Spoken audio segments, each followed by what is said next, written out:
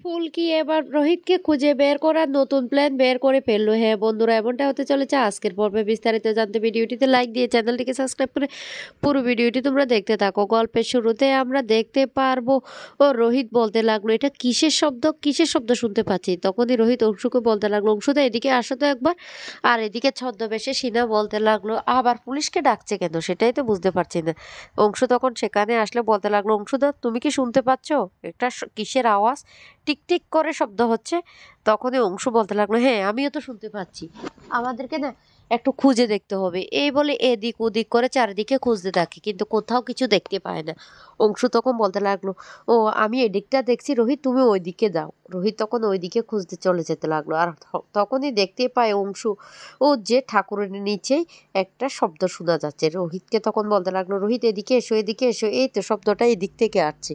এই বলে রোহিতও চলে আসে সেখানে। আর তখন বলতে লাগলো, ঠাকুরের কাছে শব্দটা শোনা যাচ্ছে। রোহিত তখন বলতে লাগলো, লোকজন সবাইকে না এখান থেকে বের করে দিতে হবে, কারণ এখান থেকে আমার মনে হচ্ছে নিশ্চয় কোনো গন্ডগোল আছে। তখনই বলতে লাগলো, এই তোমরা সবাই প্লিজ 10 মিনিটের জন্য তোমরা না বসার ঘরে গিয়ে বসো সবাই, এখানে না একটা পুলিশি কাজ হবে।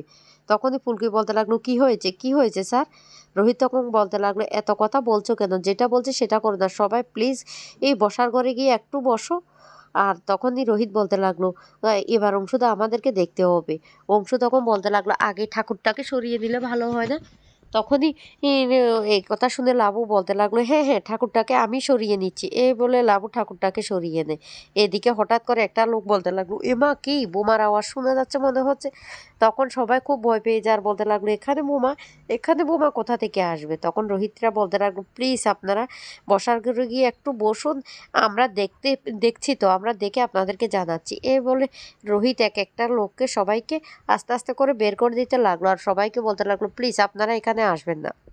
এদিকে অংশ নিয়ে এসেছে আরো ফোর্স, আর সবাইকে বলতে লাগলো, প্লিজ আপনারা আপনারা ধৈর্য ধরে এই জিনিসটা কি দেখুন তো। এই বলে সমস্ত লোককে ঘর থেকে বের করে দিয়ে এক পর্যায়ে ওরা তখন দেখতে পায় একটা ঘড়ি, আর ঘড়িটার শব্দ শোনা যাচ্ছে। তখনই অংশু বলতে লাগলো, এটা এটা আবার কে করলো, এ মজাটা আবার কে করলো, এটা তো কেউ আমার মনে হচ্ছে ইচ্ছে করে করছে। রোহিত অংশু তখন বলতে লাগলো, ও ঠিক কথা রোহিত, এটা ইচ্ছে করে কেউ আমাদের সাথে চালাকি করেছে। তখনই ফুলকি বলতে লাগলো, আমিও বুঝতে পারছি এটা এটা ইচ্ছে করে করেছে, আর কে বা কারা করেছে সেটাই আমাদের এখন জানার বিষয়। এদিকে রোহিত এদিক ওদিক করে সমস্ত লোকজনকে বলতে লাগলো, আপনারা চিন্তা করবেন না প্লিজ, আপনারা আবার চলে আসুন, পুজো শুরু হয়ে যাবে। কিন্তু এক পর্যায়ে রোহিত যখন বা লোকজনদেরকে বের করতে যায়, তখনই সেখান থেকে সিনা অজ্ঞান করে রোহিতকে নিয়ে পালিয়ে যায়। আর সিনা মনে মনে হাসতে থাকে আর বলতে লাগলো, এতক্ষণে মনে হয় রোহিতকে ফুলকি আর খুঁজে পাচ্ছে না। ফুলকি এদিকে বলতে লাগলো, সবাই তো এসে গেছে, স্যার কোথায়, স্যারকে তো দেখতে পাচ্ছি না, আমার না আর ভালো লাগে না, আমার ইচ্ছে করছে স্যারকে আর না খুঁজছে, যেখানে যাবে যাবে, আমি আর খুঁজবো না, না হলে স্যার আবার আমাকে হিংসুটপনা বলবে। আর তখনই তমাল আর পিয়াল এসে বলতে লাগলো, সত্যি ফুলকি, আমরাও না রোহিতকে কোথাও দেখতে পাচ্ছি না, এদিক ওদিক করে তন্ন তন্ন খুঁজেছি। তখন ফুলকি বলতে লাগলো, কি বলছো তমাল দাদা। তমাল তখন বলতে লাগলো, আমি একদম ঠিক কথা বলছি। এদিকে গাড়িতে হাসতে থাকে সে সিনা লহিয়া তখন বলতে লাগলো, দাঁড়াও এবার ফুলকিকে খবরটা জানিয়ে দিই।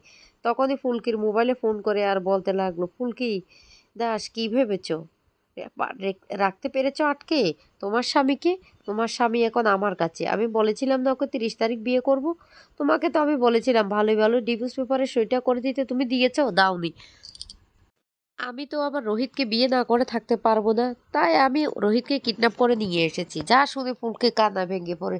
তমাল পিয়াল তখন বলতে লাগলো, কি হয়েছে ফুলকি, কি হয়েছে, কে ফোন করেছে। তখনই ফুলকি বলতে লাগলো, ওই শাকচুন্নিটা স্যারকে নাকি কিডন্যাপ করে নিয়ে গেছে, এবার আমি কি করব, কি করব, এই বলে কান্না করতে থাকলে তমাল তখন বলতে লাগলো, ফুলকি যে নাম্বার থেকে তোমার ফোনটা এসেছে এই নাম্বারটা আমাদেরকে ট্যাগ করতে হবে, তারপর আমরা জানতে পারবো ওরা কোথায় আছে। চলো অংশুদার কাছে গিয়ে আগে অংশুদাকে সমস্ত ঘটনাটা জানিয়ে দিই।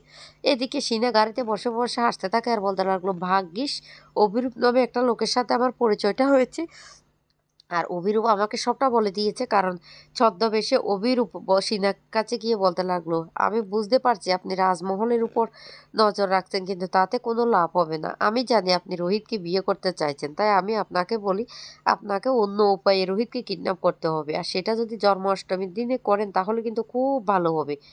তখনই সেই সিনা হাসতে থাকে আর বলতে লাগলো, এই অভিরূপ আমার যে কত বড় উপকার করেছে।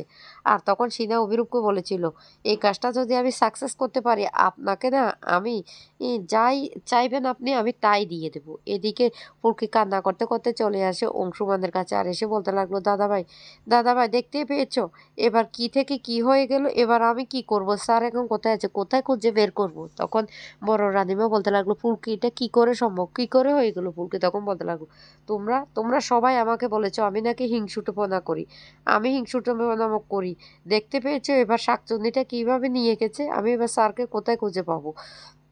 আমি যেভাবে স্যারকে ঘরের মধ্যে আটকে রেখেছিলাম তোমাদের তো সেটা হলো না, তোমরা আমাকে সবাই দোষারোপ করেছিলে। খুব কান্না করতে থাকে ফুলকি। তখনই বড় রানীমা বলতে লাগলো, ফুলকি এবার কি হবে।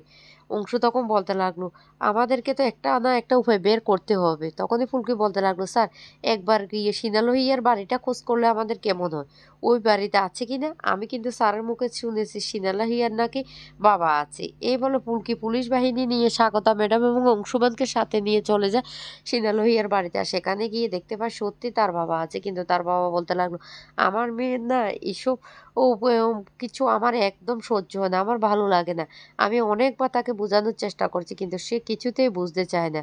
আমি জানি না আমার মেয়ে কোথায় আছে। অংশু তখন বলতে লাগলো, প্লিজ আপনার মেয়ে যদি কোনো ফোন নাম্বার থাকে আমাদেরকে দিন, কারণ যেটা ওর সাথে আছে ওই মোবাইলটা কিন্তু সুইচ অফ।